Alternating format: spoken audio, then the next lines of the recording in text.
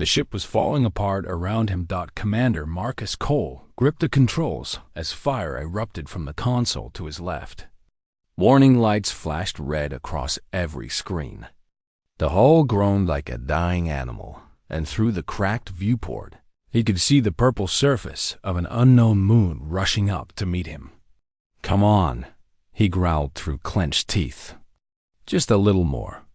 The pirate raiders had caught him off guard near the Volantos system. His cargo ship was fast, but not built for combat. They had torn through his shields in minutes, and now he was paying the price. The moon's surface filled his vision. Marcus pulled back on the controls with all his strength.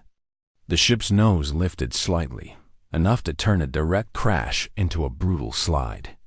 Metal screamed against crystal as the ship carved a long trench through the purple ground.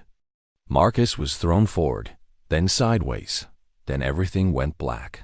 When he woke, blood was dripping down his face. He touched his forehead and winced.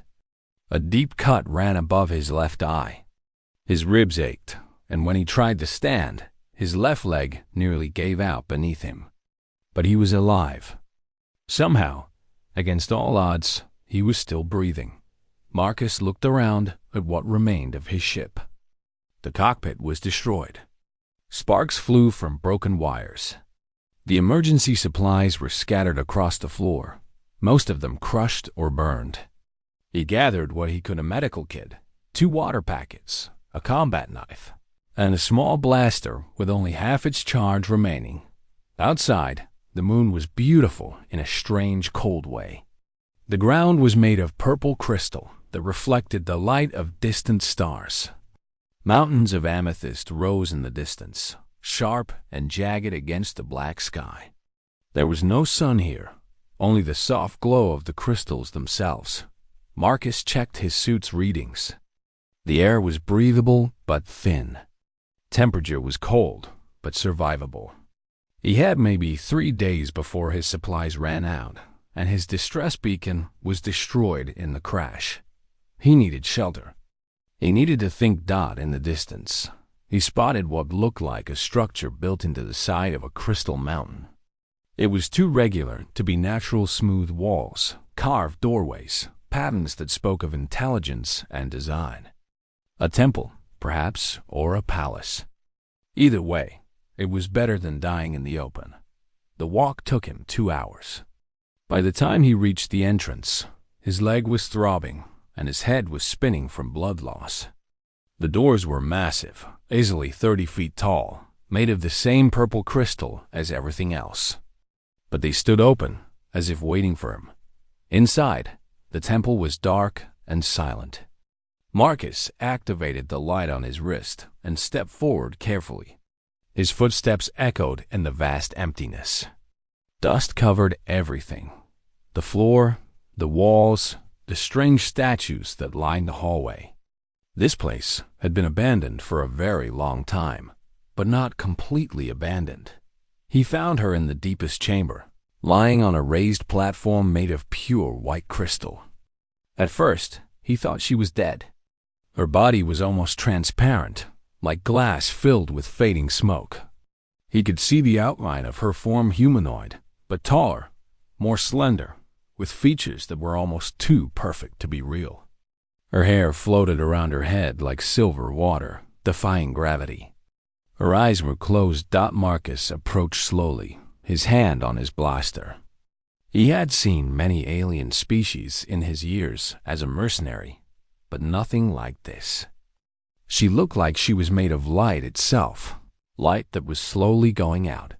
Then her eyes opened. They were silver, pale and dim, but alive. She looked at him without fear, only with a kind of tired curiosity. "A human," she whispered. Her voice was like wind through crystal chimes.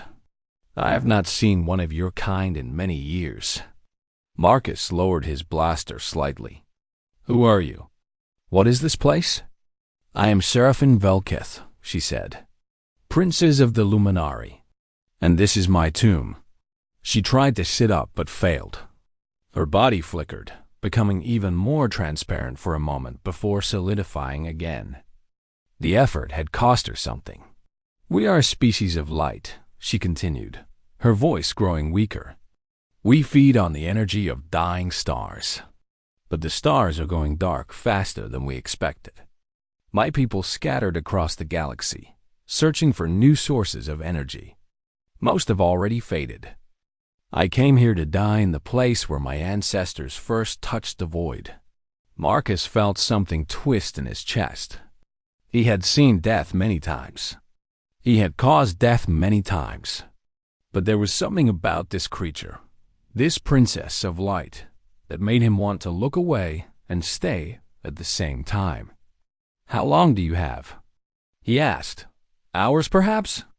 "A day if I am fortunate." She smiled, and it was the saddest thing he had ever seen. "But do not worry for me, human. I have made my peace. You should save yourself. There is nothing for you here." Marcus should have listened. He should have taken her advice, found a way to repair his beacon, and focused on his own survival. That was what a smart soldier would do. That was what he had always done. But he did not move. Instead, he sat down beside her platform and opened his medical kit. He began treating his own wounds, cleaning the cut on his forehead, wrapping his injured leg, swallowing painkillers that would keep him functional for a few more hours. Seraphine watched him with those fading silver eyes. "You are strange," she said. "Most species would have fled by now. They fear death." "They fear us. I've been around death my whole life," Marcus replied. "I'm not afraid of it anymore." "Then why do you stay?" He did not answer right away. He finished bandaging his leg, then looked up at her. In the dim light of the chamber, she was barely visible, a ghost made of starlight and sorrow. "Because no one should die alone," he said finally. Seraphine's eyes widened slightly. For a long moment, she said nothing. Then, she reached out with one transparent hand and touched his arm. Her fingers were cold but solid, and where they touched his skin, he felt a strange warmth. "There is something different about you," she murmured.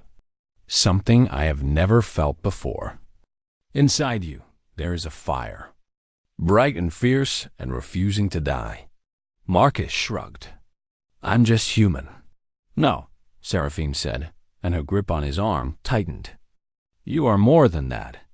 I can feel it. Your species carries something that we have been searching for since the first stars began to dim." She looked at him with sudden intensity. And for the first time, Marcus saw something other than acceptance in her eyes. He saw hope. "Would you give it to me?" she asked. "Your fire? Just enough to let me live a little longer?"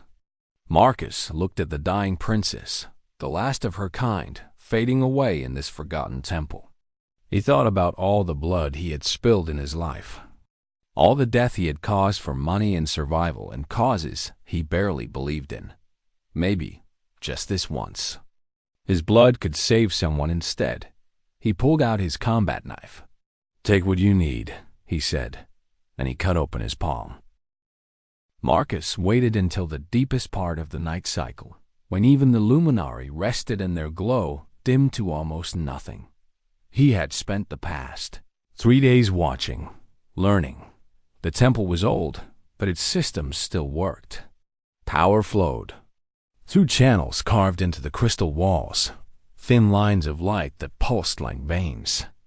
Most of that power came from Seraphine now, but there were emergency reserves, ancient batteries that had been charged by stars long dead. The door to his chamber was sealed by energy, not physical locks. But energy could be redirected. Marcus used the broken tip of his knife blade and the wiring from his damaged suit communicator. It was crude work, the kind of desperate engineering that soldiers learned in the field when proper tools were not available. He created a short circuit in the wall panel beside his door, just enough to confuse the system for half a second. Half a second was all he needed. The door flickered. Marcus threw himself through the gap before it could close again. He hit the ground rolling, came up running, and did not look back. The temple corridors were dark and silent.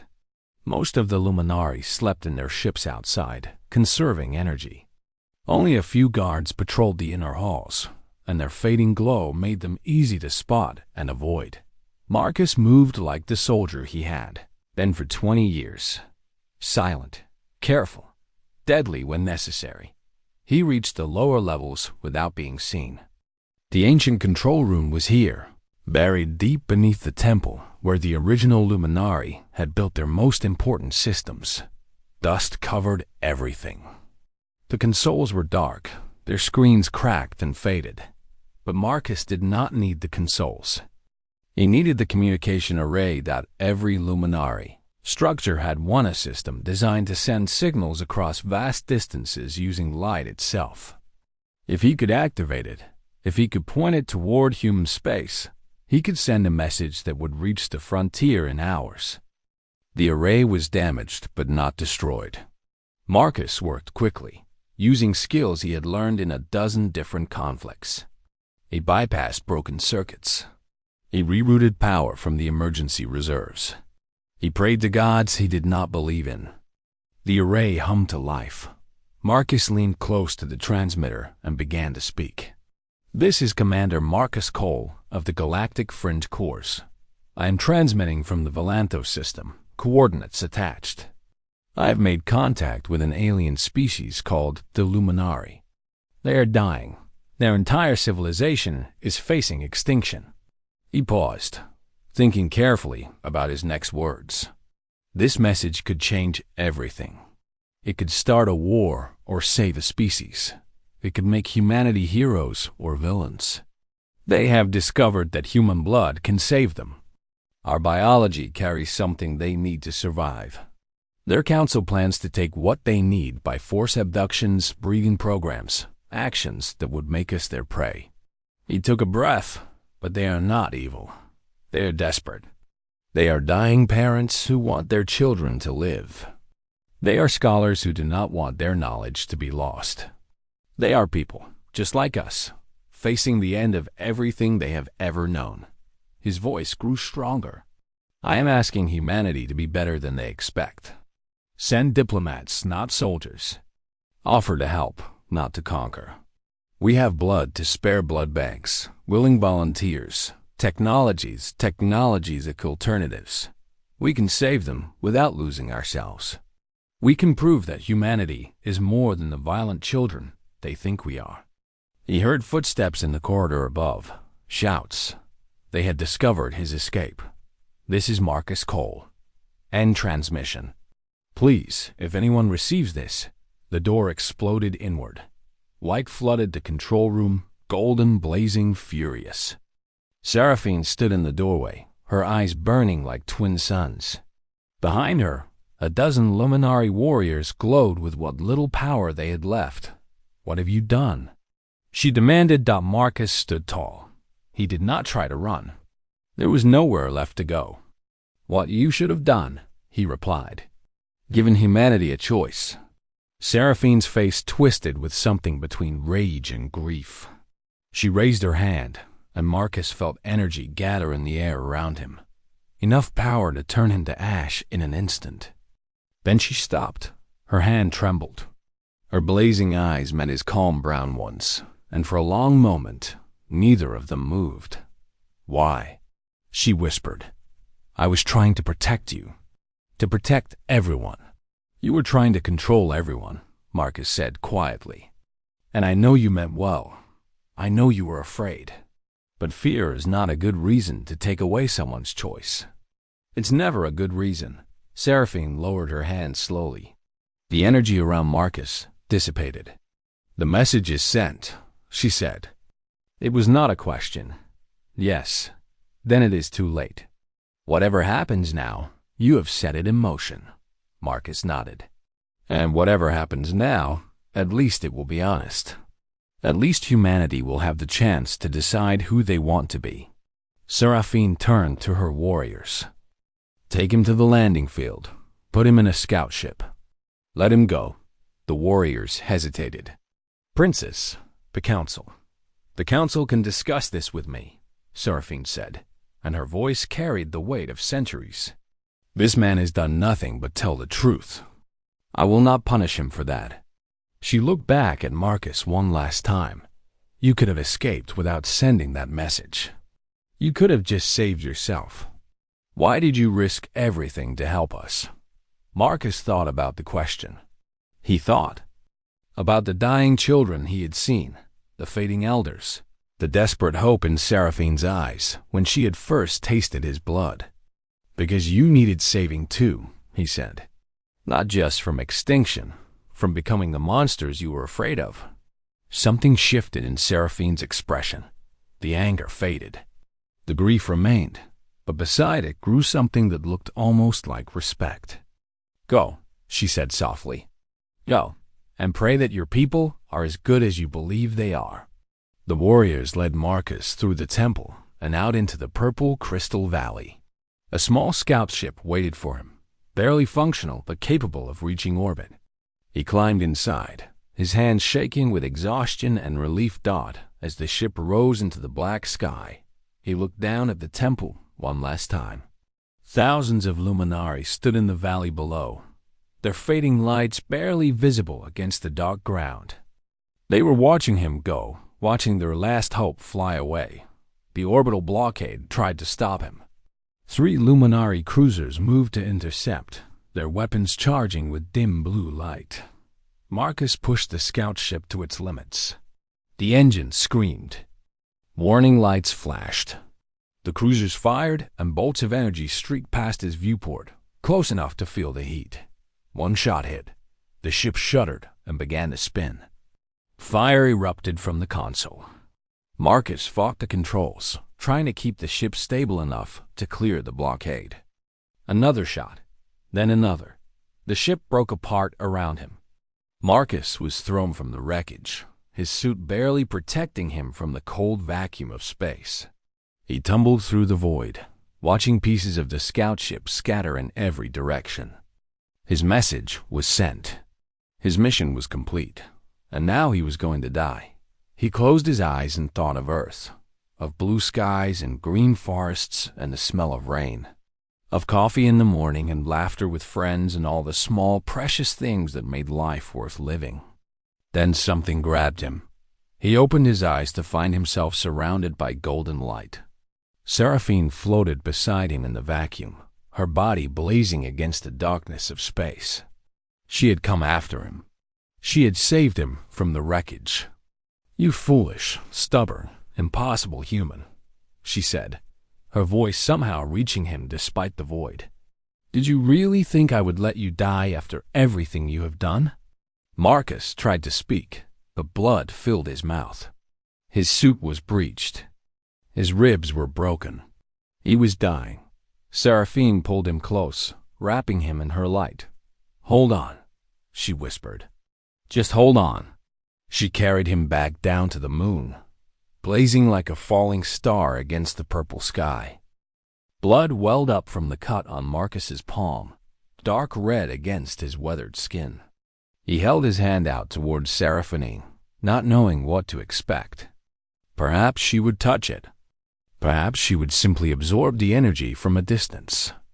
The way she had described feeding on dying stars. He was not prepared for what happened next.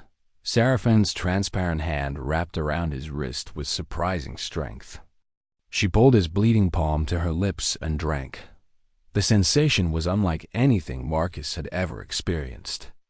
It was not painful, not exactly. It felt like something was being drawn out of him. Not just blood, but something deeper. Something that had always been inside him but had never had a name. He felt lighter, emptier, but also strangely connected to the fading creature before him. And then Seraphine began to change. It started slowly. The transparency of her body began to fill with color, like ink spreading through water. Her skin, which had been like clouded glass, turned a soft pale blue. The silver of her hair deepened to white gold. Her flickering form stabilized, becoming solid and real. But it did not stop there. Light erupted from within her. Not the dim, dying glow she had carried before, but something fierce and brilliant. Golden fire raced through her veins, visible beneath her skin like rivers of molten metal. Her eyes snapped open, and they were no longer silver. They were gold, pure and blazing, like two small suns burning in her skull. Seraphine gasped and released his hand, but she did not let go of his wrist. She clutched it desperately, her whole body shaking as wave after wave of energy crashed through her. Marcus fell back, suddenly dizzy. He had given blood before, in medical tents after battles, but this was different. This felt like something fundamental had been taken from him. Not enough to kill him, but enough to notice. His vision blurred at the edges, and his heart pounded hard in his chest. "What?" he managed to say. "What's happening to you?" Seraphine could not answer. She was too overwhelmed. Light poured from her like water from a broken dam.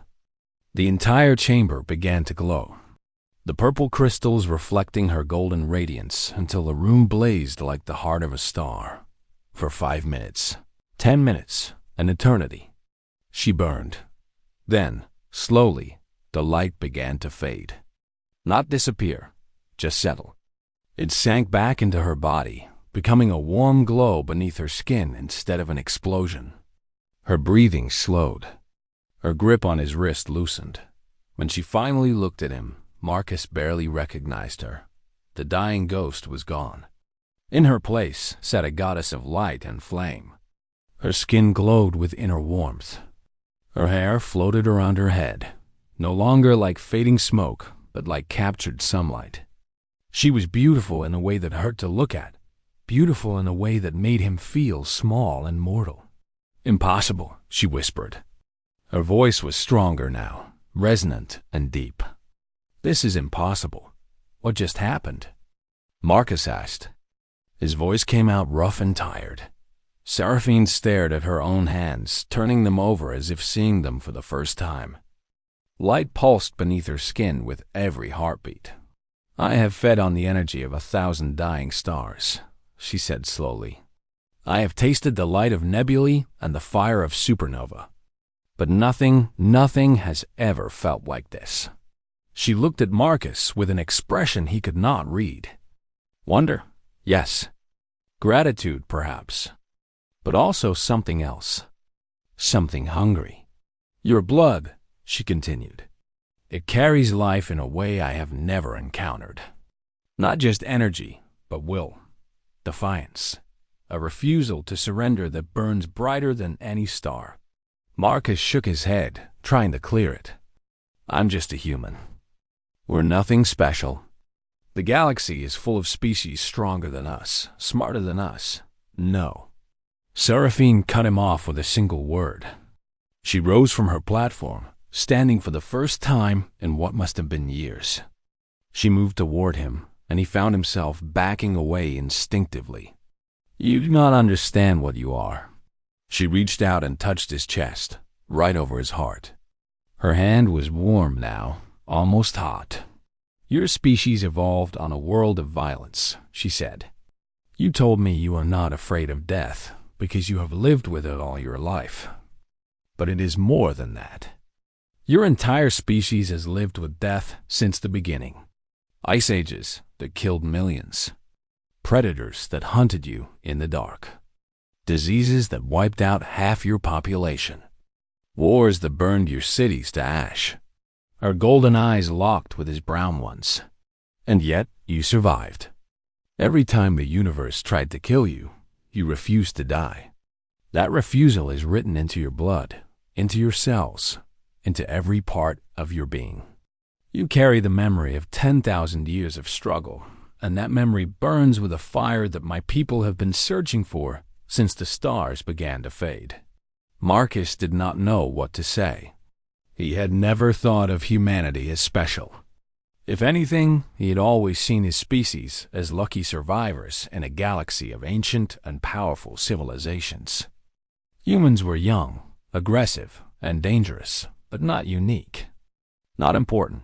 Seraphine saw the doubt in his eyes and smiled. It was not a gentle smile. "You do not believe me," she said. "But I am proof. I was hours from death." Centuries of feeding on stellar energy could not save me. One taste of your blood, and I am more alive than I have ever been." She turned away from him and walked to the chamber's entrance. With a gesture of her hand, the ancient doors began to close. Mechanisms that had been dead for thousands of years, grown back to life, powered by her restored energy. Marcus's heart sank. "What are you doing?" "I am keeping you safe," Seraphine replied without turning around. "My people are scattered across the galaxy, dying one by one. When they learn what I have found, what you are, they will come. And they will need you." "I volunteered to help you," Marcus said, his voice hardening. "I didn't volunteer to help your entire species." Now she turned. Her beautiful face was calm, but her eyes held something that made Marcus's soldier instinct scream in warning. "I know," she said softly, "and I am sorry, but I have watched my people fade into nothing for 500 years. I have held children as the light left their eyes. I have buried friends, family, everyone I ever loved." She moved toward him again, and this time he did not back away. He held his ground, even as she stopped mere inches from his face. "I will not let that happen anymore," she whispered. "Not when salvation stands before me. Not when I finally have hope." She reached up and touched his cheek. Her fingers were gentle, almost tender. "You will understand in time," she said. "You will see that this is right, that you are meant for something greater than dying alone in a crashed ship on Achaea. Forgotten moon." Marcus looked into her golden eyes and saw something that terrified him more than any battlefield ever had. He saw absolute certainty. "What are you?" he asked quietly. She smiled again, and this time there was genuine warmth in it. "I am Seraphine Velkith, Princess of the Luminari. And you, Marcus Cole, are the savior of my people." She stepped back and gestured toward a doorway that led deeper into the temple. "Come, I will show you to your chambers. You need rest. The journey ahead will be long." Marcus did not move. "And if I refuse?" Seraphine's smile faded. For a moment, something ancient and terrible flickered behind her eyes. The look of someone who had lived for centuries, who had watched civilizations rise and fall, who had made peace with doing terrible things for the right reasons. "Then I will be very sad," she said simply. "But you will still come with me." The doors finished closing behind her with a sound like thunder. Marcus was trapped. 3 weeks passed inside the Crystal Temple. Marcus had tried everything. He had searched for weak points in the walls. He had attempted to hack the ancient door mechanisms. He had even tried to dig through the crystal floor with his combat knife until the blade snapped in his hands. Nothing worked. Seraphine's power had sealed every exit, and the temple itself seemed to respond to her will. His prison was comfortable, at least. She had given him a large chamber filled with soft light and warm air. Food appeared each morning, strange fruits that tasted like honey and flowers, water that sparkled with minerals he could not name. His wounds healed faster than they should have. Whether that was the food or something Seraphine had done to him, he did not know. She visited him every day. Sometimes they talked for hours.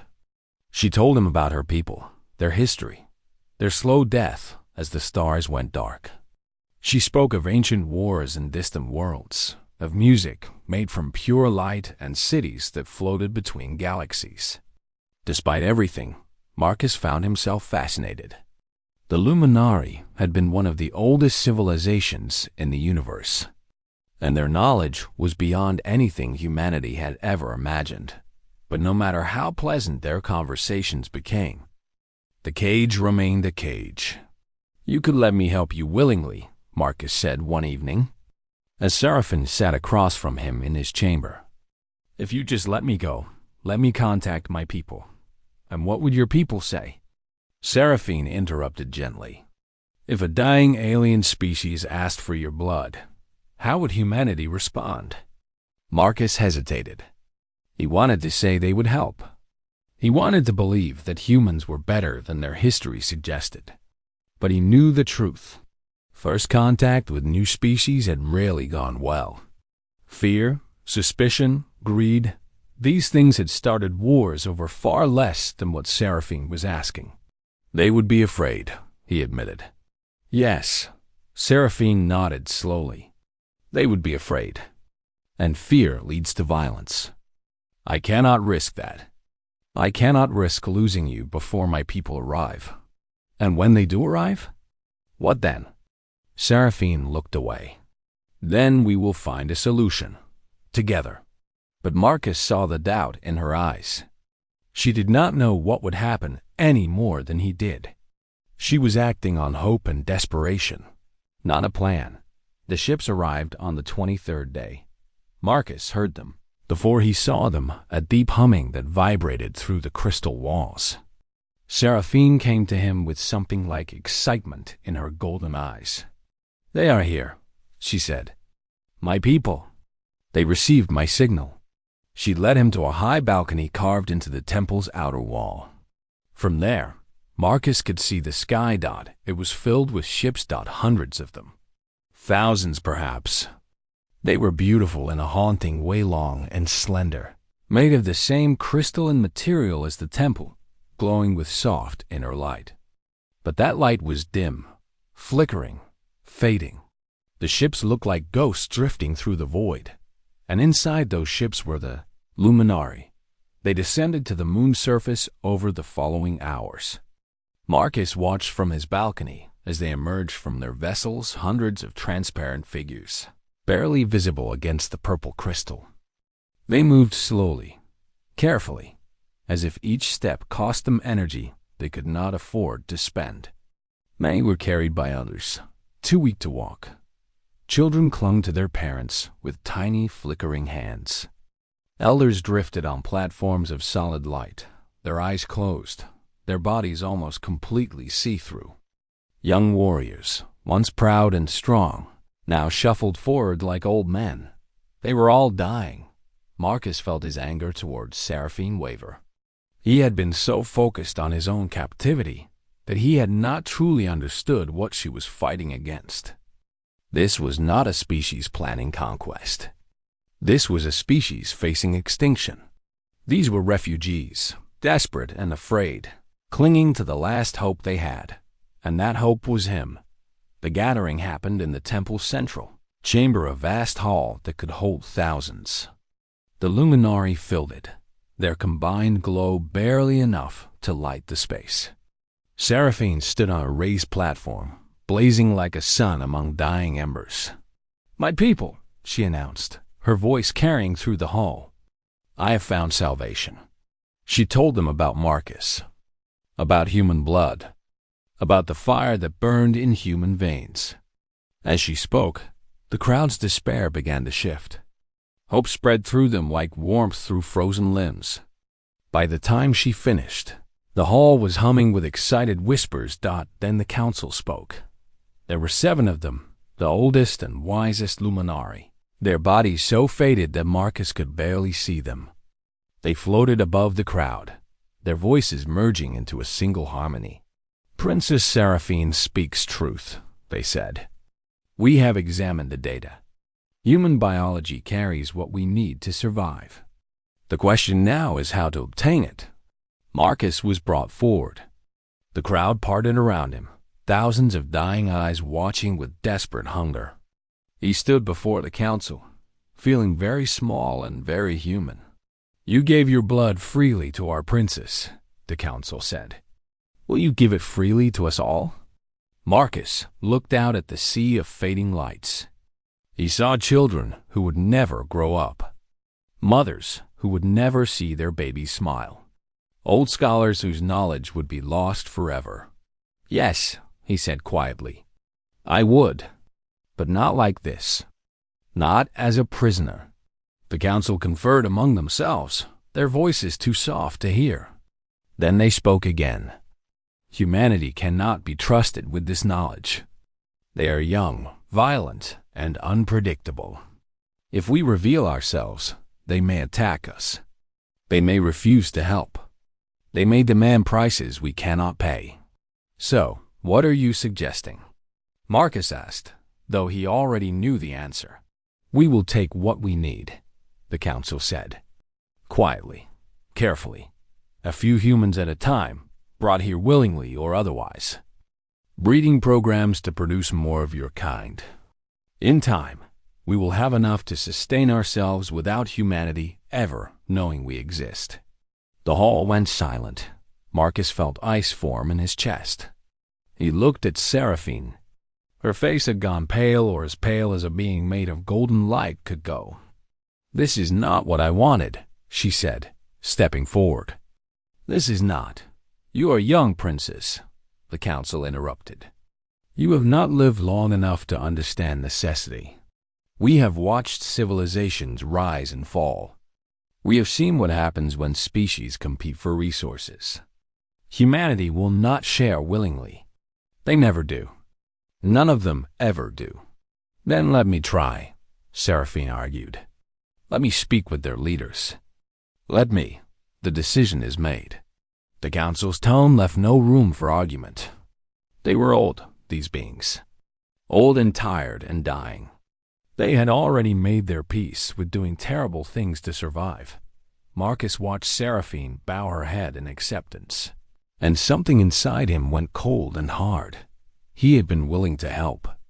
He had been willing to bleed for these people, to save their children and their future. But not like this. Never like this. That night, in the darkness of his chamber, Marcus began to plan. He thought about everything Seraphine had told him. The temple's power systems ran on her energy now, but there were backup mechanisms, old technology that had been dormant for millennia. If he could access them, he might be able to override the door locks. He thought about the luminary ships in the valley. Most of them were dying, their power nearly gone. But some of the scouts still had enough energy to fly. If he could reach one, if he could break through their orbital blockade, he might be able to send a message. He thought about humanity. 8 billion people, scattered across 100 colony worlds. Humanity was not perfect. They were violent, selfish, and often cruel. But they were also curious, compassionate, and capable of extraordinary generosity when given the chance. They deserved the chance to choose. Marcus pulled out the broken blade of his combat knife, the only weapon he had left. It was not much. Against beings made of light and energy, it was almost nothing, but he was human dot, and humans had been fighting against impossible odds since the first of their ancestors stood up on 2 legs and refused to be prey. He would escape.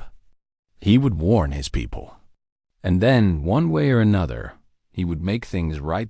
Tomorrow, he decided. Tomorrow, the rebellion begins. Marcus drifted in and out of darkness for what felt like years. He dreamed of fire and light. He dreamed of stars being born and dying. He dreamed of a voice calling his name through endless corridors of crystal, pulling him back every time he began to slip away. When he finally opened his eyes, he was lying in the same chamber where he had first found Seraphine. The white crystal platform was warm beneath him, pulsing with soft golden light. His wounds were healed, though new scars marked his chest and arms, memories of the crash that should have killed him. Seraphine sat beside him, her glow dimmer than before. She had given him her energy, he realized. She had burned part of herself to keep him alive. "You should not have done that," he said, his voice rough. "You should not have done many things," she replied. "And yet here we are." For a long moment, neither of them spoke. The silence was not uncomfortable, just tired. "The council wanted to kill you," Seraphine finally said. "When they learned what you had done, they called for your execution. They said you had betrayed us, endangered our survival, revealed our secret to a violent species that would destroy us." Marcus nodded slowly. He had expected as much. "But I stopped them," Seraphine continued. I told them that killing the man who had told the truth would prove everything he said about us, that we would become the monsters humanity feared. She looked at him with golden eyes that had lost some of their fire. I do not know if I did the right thing, she admitted. I have lived for 500 years, and I still do not know what is right anymore. Marcus reached out and took her hand. Her fingers were cool now, not warm like before. The light beneath her skin flickered uncertainly. Neither do I, he said. But I think doing the right thing means trying, even when you don't know, even when you might fail. Before Seraphine could respond, a guard appeared at the chamber entrance. Princess. Ships have entered the system. Human ships. Marcus felt his heart stop. How many? The guard's form flickered with nervous energy. 17. They are not attacking. They are transmitting a message requesting peaceful contact. Seraphine looked at Marcus. He saw hope and fear warring in her expression, the same emotions he had seen when she first tasted his blood. It seems your people heard your message, she said quietly. Let me talk to them, Marcus replied. Let me help. The human delegation landed 2 hours later. They came in shuttles marked with the symbol of the United Earth, diplomatic corps and olive branch circling a blue planet. Their leader was a woman named Admiral Chun, a veteran of 3 first-contact situations, chosen specifically for this mission because of her reputation for patience and fairness. Marcus met her on the landing field, standing beside Seraphine and a group of Luminary elders. The council had refused to attend, too proud or too afraid to face the species they had planned to exploit. But enough of the younger Luminari had come to represent their people. Admiral Chun walked forward alone, unarmed, hands visible at her sides. Commander Cole, she said, nodding at Marcus. Then she turned to Seraphine. Princess Valkith, I am Admiral Chun, representing the United Earth government. I have been authorized to negotiate on behalf of humanity. Seraphine inclined her head gracefully. Despite her dimmed glow, she still carried herself like royalty. Admiral Chun, I must tell you that my people have discussed plans to harm yours, to take what we needed by force. Your Commander Cole's message exposed those plans. I will not pretend otherwise. Chun's expression remained calm. I appreciate your honesty. We also cannot pretend that humanity's history with first contact has been entirely peaceful. Both our species have much to answer for. Then we begin as equals, Seraphine said. Both flawed, both afraid, both hoping for something better. The negotiations lasted 3 weeks. There were arguments. There were moments when everything nearly fell apart. The Luminary Council refused to accept any deal that left them dependent on human goodwill. Human representatives worried about exploitation, about setting a precedent that would encourage other species to see humanity as a resource. But slowly, carefully, an agreement took shape. Humanity would provide blood donations, voluntary, compensated, and strictly regulated. No one would be forced to give anything they did not want to give. In exchange, the Luminari would share their medical knowledge, their star navigation technology, and access to their vast archives of galactic history. Human scientists would work with Luminari researchers to develop synthetic alternatives so that eventually the Luminari could sustain themselves without depending on human donors at all. And most importantly, both species would establish embassies, exchange programs, and open channels of communication. They would learn about each other. They would build trust, one small step at a time. When the final treaty was signed, Marcus stood at the back of the hall, watching. He was not a diplomat or a leader. He was just a soldier who had crashed in the wrong place at the right time. Seraphine found him there, a glow restored to its full brilliance now that the first shipment of donated blood had arrived. Your people surprised us, she said. We expected fear. We expected violence. Instead, you sent healers and negotiators. Humanity is full of surprises, Marcus replied. Good and bad. Yes. Seraphine smiled a real smile, without shadows or hidden pain. That is what I am beginning to understand. She looked at him with golden eyes that saw more than any human eyes could. You have been offered a hero's welcome on Earth. Admiral Chun told me you declined. Marcus shrugged.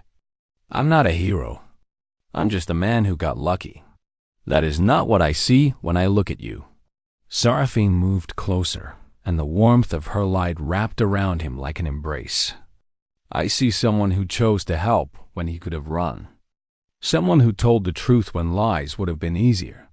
Someone who believed in the best of both our peoples when everyone else expected the worst.